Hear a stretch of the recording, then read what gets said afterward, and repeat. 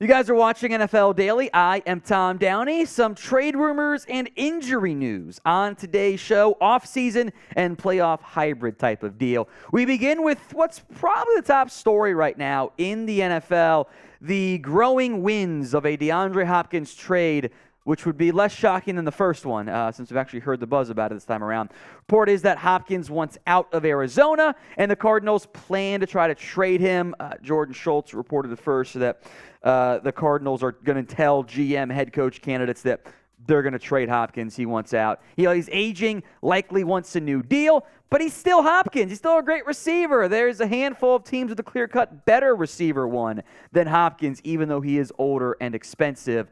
Hopkins posted this, by the way, on Instagram today, forever grateful.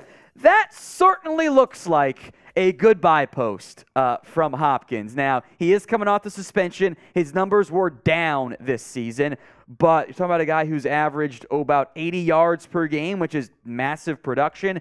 10 years, he's almost at the 12,000-yard mark. This is a guy who has a Hall of Fame candidacy so far in his NFL season. I think there are a lot of teams, knowing you got to pay him big money, that should have interest. Now, Hopkins does have 2 years left on his deal.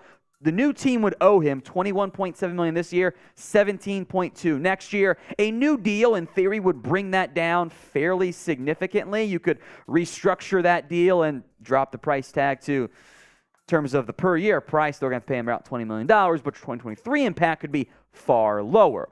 So with that in mind, who will end up trading for DeAndre Hopkins? Let me know in the comment section right now. And if you haven't already, make sure you check out our DeAndre Hopkins trade destinations video. Went out Wednesday morning, got 5 top fits, some ideas. Make sure you guys are subbed. That video, by the way, the link to it will be in the comment section and the description. Let's move to the injury side of things. Lamar Jackson, things don't look very good on this front. Lamar once again missed practice today. He is facing a tough path to playing against the Bengals. There had been some Saturday, Sunday optimism on Lamar, and that has quickly eroded as he missed Wednesday's practice. Wasn't even a limited participant. The Ravens offense, to be blunt, has been a dumpster fire. That's actually kind of offensive to dumpsters and fires, but it's been pretty bad without Lamar Jackson. We're talking, you might be better off playing Zach Wilson in there. That's how bad it is, as he catches strays for no reason. So get your predictions in. There's still a couple days. Can Lamar get that turnaround? Can he play against the Bengals, or is it going to be probably Tyler Huntley or Anthony Brown against Cincinnati? Y for yes, N for no. This will be the pinned comment, actually, on today's show. So if you get an ad break here on YouTube, take advantage of it. Head down there. Will Lamar play against the Bengals? Y or N?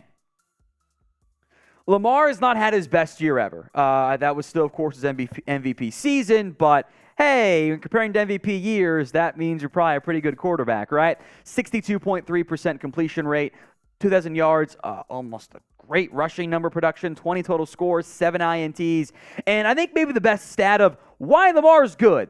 Without Lamar Jackson, I saw this stat today, it's incredible. Ravens are averaging 12.5 points per game without him. That sucks. You could almost luck into 13 points per game with competent supporting cast. The ground game's been pretty mediocre. Tyler Huntley is what Tyler Huntley was supposed to be. Maybe actually probably better than what we thought he was going to be coming out of Utah, but he's not a franchise quarterback. And just replace Lamar, this is what you end up having happen here. Huntley is, I guess, serviceable, but Lamar drives that entire engine on offense, and not like Greg Roman can design a great scheme either. This Bengals-Ravens line opened at 7. It is now up to 9. I think had Lamar been cleared to play or practicing, it probably would have dropped down to maybe 3 or 4, so that opening line was kind of baked in to a certain extent. You, of course, can bet on this game and every NFL playoff game with our sportsbook partner, BetUS. Head over to chatsports.com/bet and use promo code NFLDaily. $100 down minimum gets you a 125% deposit bonus. That's chatsports.com/bet. Promo code NFLDaily. There are some fun props up there as well, like could Aaron Rodgers go to a new team? We'll spend a little bit of time on this one here. We're going to talk about a different Aaron after that. This is if he leaves the Packers, Indy is the betting favorite, plus 350. The Jets at 450. The Commanders and Saints both at plus 500. Carolina plus 600. I think Denver thought they were going to get Aaron Rodgers. That's kind of why they hired Nathaniel Hackett. Now they dump Hackett and are looking for a new head coach there. I don't think Rodgers gets traded. I wonder if this is a, you know what, Aaron, show up or you're just going to retire.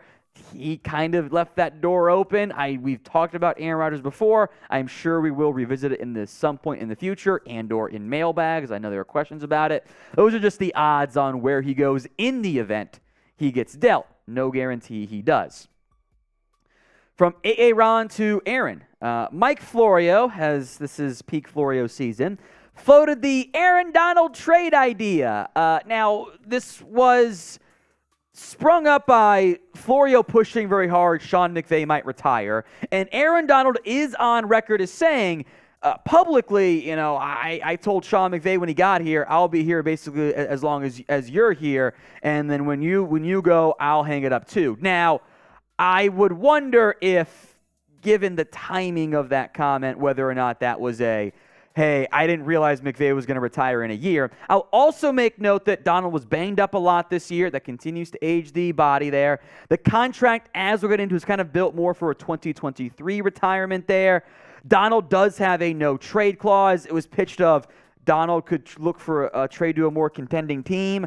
I think Florio's just writing off the Rams immediately, which I don't think is fair, but different conversation. Donald was the NFL PA All-Pro defensive tackle. Name recognition more than anything there, I think. But he is one of the best future easy first ballot unanimous Hall of Famer as far as I'm concerned. The contract is noteworthy. 3-year deal when he signed it. There are also 2 void years tacked onto it there. $48 million signing bonus. Of the amount paid out from a salary cap perspective, 16 of that has been paid, so there is some more left on the contract side of it there. There's a $25 million bonus for 2024 that's not guaranteed. That's hey, if you want to play, we'll give you this amount of money, basically. $13.5 million salary next year. So it's actually rather affordable for a team to go trade for Donald, but it doesn't really make sense for the Rams to do it with the way they've structured the contract. They'd eat a lot of money, and that just doesn't seem like a likely outcome. I think it's play where the Rams or retire, but maybe the Rams, if McVay retires, there could be I don't want to be here anymore from a couple of different players. So will Aaron Donald play in 2023? P for play, R for retire. Let me know in the comments section. We went trade, quarterback, now back to quarterback. Tua Tagovailoa has been ruled out against the Buffalo Bills, a massive loss for the Miami Dolphins. Of course, the health is the number one priority for multiple concussions in a very short time frame for Tua. Tua was awesome this year when healthy.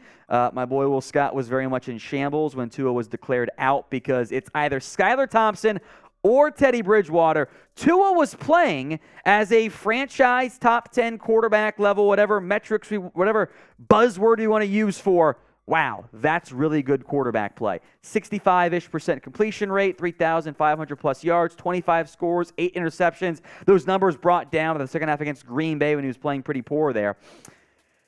The next option for the Dolphins is either Teddy Bridgewater, who, by the way, is also banged up at this point, or Skylar Thompson. Now, Bridgewater's numbers are better than Thompson. Thompson offers you a little bit more mobility, although he's not the same run-over guys he was at Kansas State. The Dolphins will beat the Jets with Skylar. They scored 11 points, which was deceptive. A great moments in covering the spread for the fumble on the attempted trick play at the end of the game of the Jets for the safety. Elite moment in covering the spread. It was a 3.5-point spread. They cover. They win by 5. Absolutely iconic moment. But I don't know about you guys.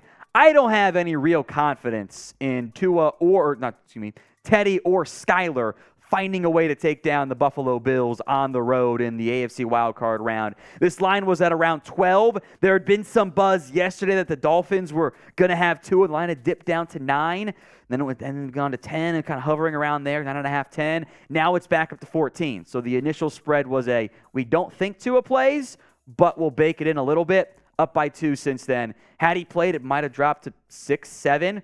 No Tua, big-time advantage in favor of Buffalo.